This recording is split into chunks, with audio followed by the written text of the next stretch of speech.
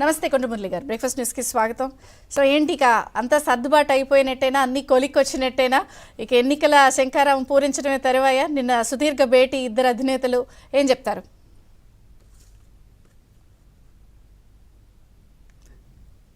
Mute ఉన్నారు. నమస్కారం అండి. నమస్తే. ఇప్పటికే ఎన్నికలు పూరించినట్టే, మేము ఎక్కడ శంకారం ఆల్రెడీ స్టార్ట్ అయిపోయింది. మోస్ట్లీ ఒక స్టేజ్ మీద ఒకే స్టేజ్ మీద వస్తారు డెఫినెట్ గాను. ఇప్పటికే అంటే ఇద్దరు కూర్చున్నారు, చాలా క్లారిటీ ఉందండి. అంటే మాకు కూడా అంటే తెలుగుదేశం పార్టీ క్యాడర్ కానీ జనసేన క్యాడర్ కూడా చాలా క్లారిటీ ఉంది. ఏ సీట్లు అనేది చాలా వరకు చాలా కొద్దిగా అండి. ఇప్పుడు 175 సీట్లు. అలాగే జనసేన అధిపతి కూడా చాలా క్లారిటీతో ఉన్నారు. సో వాళ్ళకి చాలా వరకు ఇండికేషన్స్ ఇచ్చారు, మాకు కూడా ఇండికేషన్స్ ఇచ్చారు. పెద్దగా అదొకటి. అన్నిటికన్నా అంటే నేను కూడా చాలా ఏళ్ళుగా రాజకీయాల్లో ఉన్నాను కదా, అంటే విక్రమ్ గారికి కూడా తెలుసు. నేను అనేది ఏంటంటే రెండు పార్టీలు కలిసేటప్పుడు క్యాడర్లో కొంత మనస్పర్ధత కానీ కొంచెం దూరంగా ఉంటారు. కానీ ఈ అంటే ఈ ప్రభుత్వం చేస్తున్న ఆగడాలు అయితే ఈ దుర్మార్గాలు ప్రతి ఒక్కరూ ఖండించడం అయితేనేమి, అసలు జనసేన తెలుగుదేశం అన్నదమ్ముల క్యాడర్ టోటల్ కలిసిపోయిందండి. అదే నాకు చాలా ఆశ్చర్యం. ఎక్కడ కూడా చిన్న విమర్శ, ఒకవేళ చంద్రబాబు గారిని ఎవరైనా విమర్శిస్తే ఇమ్మీడియట్ గా అంటే వైసీపీ ప్రభుత్వం ఎట్టి పరిస్థితుల్లో మళ్ళీ రాకూడదు అనేది ప్రతి ఒక్కరు కోరుకుంటున్నారు. అందులో సహజంగా ఈ రెండు పార్టీలు అయితే ఇంకా అంటే అన్నదమ్ముల కన్నా ఎక్కువగా ఉన్నారు కాబట్టి మాకు చాలా సంతోషం ఉంది.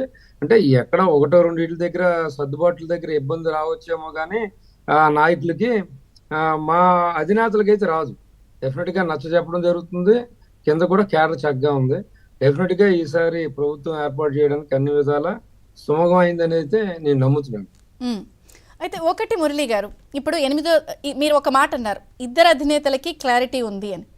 అధినేతలకు ఒక్కోసారి క్లారిటీ ఉన్నా జనరల్గా ఎలక్షన్స్ అన్నప్పుడు ఎవరికైనా సరే సీట్ ఆశించి రాకపోతే డెఫినెట్గా మీరు ఒకటో రెండో అన్నావు, 20 అనుకుందాం పోని, 20 సీట్లలో కూడా ఒక్కోసారి అలకలు ఉంటాయి. లేకపోతే అదిగో నేను కష్టపడ్డా నాకు రాలేదంటారు. కానీ ఇప్పుడు మీరు ఒక మాట చెప్తున్నారు, ఇద్దరు అధినేతలు గెలుపు అవకాశాలను ప్రాతిపదికగా ఎవరికి ఎక్కువ ఎడ్జ్ ఉందో వాళ్ళకే ఇస్తున్నాము అన్నప్పుడు డెఫినెట్గా ఈ రాకుండా ఆశించి చేసే వాళ్ళని అలుగుతారు. కాబట్టి వాళ్ళని పిలిచి ఎలా సర్దుబాటు చేస్తారు, ఇవన్నీ కూడా ఎలా సర్దుకుంటారు, ఎలా సాల్వ్ చేసుకుంటారు? ప్రభుత్వం వచ్చింది అనుకోండి, చాలా ఆపర్చునిటీస్ ఉంటాయి. సో ఆపర్చునిటీస్ అభ్యర్థులు కూడా తెలుసు, అలాగే నాయకులకు. ఇప్పుడు మా నాయకుడు చంద్రబాబు నాయుడు గారు చాలా ఎక్స్పీరియన్స్డ్. ఆయన మీద నమ్మకం ప్రతి ఒక్కరికి. పార్టీ మీకు తెలుసు, పార్టీ కార్యకర్త చివరి కార్యకర్త వరకు కూడా చంద్రబాబు నాయుడు గారి నమ్మకం. అందుకోసం నాయకులు ఏదో తిరగబడతారు అనేది అయితే లేదు, ఒకటి. రెండోది, మా నాయకుడు డెమోక్రటిక్ అండి, ప్రజాస్వామ్యవాది. ఇప్పుడు వాళ్ళ నాయకులాగా ఇటు ఇంటర్వ్యూలు ఇవ్వకపోవడం, లేకపోతే కలవకపోవడం, లేకపోతే వారిని దూరంగా పెట్టడం జరగదు.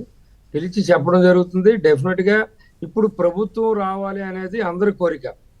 అందుకోసం పెద్దగా ఇబ్బంది పడే పరిస్థితి రాదండి. సో అలాగే నాకు తెలిసినంత వరకు జనసేన అధినేత కూడా అంతే క్లారిటీతో ఉన్నారు. ఇంకా మాకు అందరిని ఇబ్బంది పెట్టే పరిస్థితుల్లో వాళ్ళు క్యాడర్ కానీ మా క్యాడర్ లేదు. అలా అన్నిటికన్నా ఇప్పుడు ఈ రాష్ట్రంలో ప్రజాస్వామ్యం బతకాలి కదండి. అందుకోసం ఈరోజు ప్రతి ఒక్కరూ కోరుకుంటున్నారు. ఇప్పుడు రాజకీయాలు ఎక్కడ అసలు ఇక్కడ చేయగలుగుతున్నాం? ఎన్ని అంటే ప్రతిపక్షానికి ఇప్పుడు సొంత చెల్లి తల్లిని లేకపోతే బాబాయిని ఏ విధంగా చేసేయడం మనం అందరం చూసాం. అంటే ఇంకా వాల్యూస్ లేవు. సొంత చెల్లి ఏదో పార్టీకి రిప్రజెంట్ చేస్తుంటే ఈరోజు అసలు తండ్రికే పుట్టలేదు, తల్లికే పుట్టలేదు, లేకపోతే బూతులు మాట్లాడడం. అంటే డెమోక్రసీలో వైసీపీ లాంటి పార్టీ ఉండకూడదు. ఇది చాలా క్లారిటీ వచ్చింది ప్రజలకు కానీ నాయకులు కానీ అందరికీ కూడా. సో ఇలాంటి నాయకుడు కూడా ఇంకొకసారి అసలు పదవిలో రాకూడదు, ముఖ్యమంత్రి కాదు కదా, అసలు ఇలాంటి పార్టీయే ప్రజాస్వామ్యం మనగడవదండి. ఎందుకంటే ఇప్పుడు దేశంలో ఎన్నో వందల పార్టీలు ఉన్నాయి, ఇన్ని రాష్ట్రాలు ఉన్నాయి, ఇన్ని సంవత్సరాలుగా పరిపాలిస్తున్నాం. ఎంత నీచంగా బూతులు మాట్లాడే ఎమ్మెల్యేలు కానీ మంత్రులు కానీ ఇలాంటి ప్రభుత్వాన్ని ఎప్పుడైనా చూసామా? సో ప్రజలైతే ఇంకా ఎలా ఉన్నారంటే ఎప్పుడు ఎలక్షన్ వస్తుందా, ఎప్పుడు జగన్మోహన్ ఇంటికి పంపించాలని చాలా రెడీగా ఉన్నారు. ఉమ్. అందుకోసం ఏంటంటే అన్ని కానీ ఆల్ మీరు ఇలా అక్రాస్ ది అంటున్నారు, పార్టీ. మొన్న సిద్ధం సభలో ఏమన్నారు, చంద్రబాబుకి సైకిల్ ఎక్కి టీ గ్లాస్ పట్టుకుని పేదల రక్తం తాగడానికి బయలుదేరుతుందంటూ అదొక ప్రొజెక్షన్. 60-20 సరే ఇవన్నీ పట్టించుకోవద్దు, ఉండే ఉంటాయి, క్లారిటీ ఉందని చెప్పి విక్రమ్ గారు అంటున్నా. మాటలు చెప్పండి, మాయాలు చేయండి. రేవులు పరిశ్రమలో రాష్ట్ర ఆదాయం పెంచేసే విధంగా ఇంటింటికి చెప్పాలని, వాలంటీర్లకి స్పెషల్ క్లాసులు, అంటే రకరకాల కార్యక్రమాలు ఇప్పుడు అన్నీ కూడా తీసుకొస్తున్నారు బయటికి అధికార పార్టీ నుంచి. నేను అనేది ఏంటంటే, అసలు నిజంగా చెప్పాలంటే టీడీపీ జనసేన పొత్తు అనేది మీ అందరికన్నా ప్రజలు క్యాడర్ ఎక్కువ కోరుకున్నారు. ఈ పొత్తు ఉండాలని, వీళ్ళిద్దరు ఉంటే బాగుంటుంది, వీళ్ళిద్దరు కాంబినేషన్లో అతను అని ఎక్కువ మంది అనుకున్నప్పుడు, రాని వాళ్ళు లేకపోతే ఈ ఆశావహులందరికీ ఈ ఎలక్షన్ ఎంత ముఖ్యమో రెండు పార్టీలకి రాష్ట్రానికి అన్నది కూడా ఇంకా క్లియర్గా చెప్పగలగాలి కదా అలకలు ఉన్న వాళ్ళకి. డెఫినెట్ గా అండి, మా నాయకులు చెప్తారు. ఇప్పుడు కింద కేడర్ లో మనకి వెనకత లేకపోతే మనం ఏం చేయలేమండి. ఇప్పుడు మనం ఎంత నాయకుడు అయినా కేడర్ లో అసంతృప్తి ఉంటేనే ఇబ్బంది. ఇప్పుడు ప్రెసెంట్ వైసీపీ గవర్నమెంట్ లో అంటే ప్రజాస్వామ్యం ఎలా ఇబ్బంది పడుతుంది, ఆ పార్టీలో కూడా కేడర్ లో జగన్మోహన్ రెడ్డి మళ్ళీ సీఎం అవ్వాలని కోరుకోవడం వల్ల, అందుకే ఆయన ఒక ప్యారలల్ వ్యవస్థను పెట్టుకున్నాడు, వాలంటీర్ అనే వ్యవస్థను పెట్టుకుని చేద్దాం అనుకున్నాడు. వాలంటీర్లు జీతానికి చేస్తున్నారండి. ఎవరు చేసినా గ్రామాల్లో ఒక సర్పంచ్ని కాదు కానీ, లేకపోతే ఒక పార్టీ అక్కడ ఉన్న పార్టీ లీడ్ చేస్తున్న లీడర్లు కాదు కానీ, ముందు నుంచి ఉంటున్న లీడర్లు కాదు కానీ వీళ్ళేం చేయలేరు. సో వాళ్ళు కోరుకుంటున్నారు జగన్మోహన్ రెడ్డి మళ్ళీ సీఎం అవ్వకూడదు, జగన్మోహన్ రెడ్డి అన్ని నేనే అనుకుంటున్నాడు, లేకపోతే ఆయనకు సంబంధించిన ఒక 5గురితో మొత్తం రాష్ట్రాన్ని నడపడం. ఎమ్మెల్యేని డమ్మీ చేశాడండి, మంత్రులను డమ్మీ చేశాడు, సో జిల్లా పరిషత్ చైర్మన్ డమ్మీ చేశాడు, ఒక్కరోజు ఇంటర్వ్యూ ఇవ్వలేదు. ఇవన్నీ కూడా వాళ్ళ కేడర్లో ఉంది. మనం ఇప్పుడు తెలుగుదేశం జనసేన ఎంత కసిగా ఉందో దానికన్నా వాళ్ళ కేడర్లోనే చాలా కసి ఉంది. ఇప్పుడు ఎవరైతే ఆయన సిద్ధం అనే దానికి జనాలు వస్తున్నారో డబ్బుల ద్వారా తీసుకెళ్తున్నారు కానీ ఎవరు కూడా ఓన్ గా బయలుదేరే పరిస్థితి కూడా ఎక్కడ లేదు.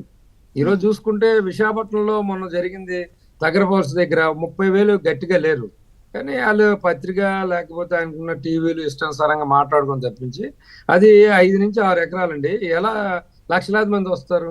ఏదో క్లారిటీ ఉంది, ప్రజలకు క్లారిటీ ఉంది. ఖచ్చితంగా ఈసారి తెలుగుదేశం జనసేన ప్రభుత్వం ఏర్పాటుకి ప్రజల మద్దతు ఉంది, పార్టీల మద్దతు, పార్టీలో ఉన్న ప్రతి కార్యకర్త కోరుకుంటున్నాడండి చాలా గట్టిగా.